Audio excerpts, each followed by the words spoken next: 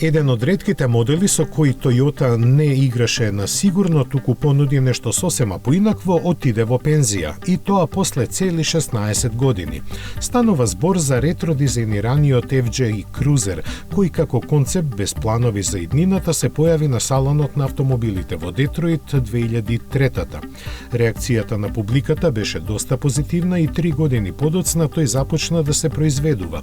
На почетокот беше планиран само за американскиот пазар, но силната продажба ги премисли одговорните и го пласираа глобално.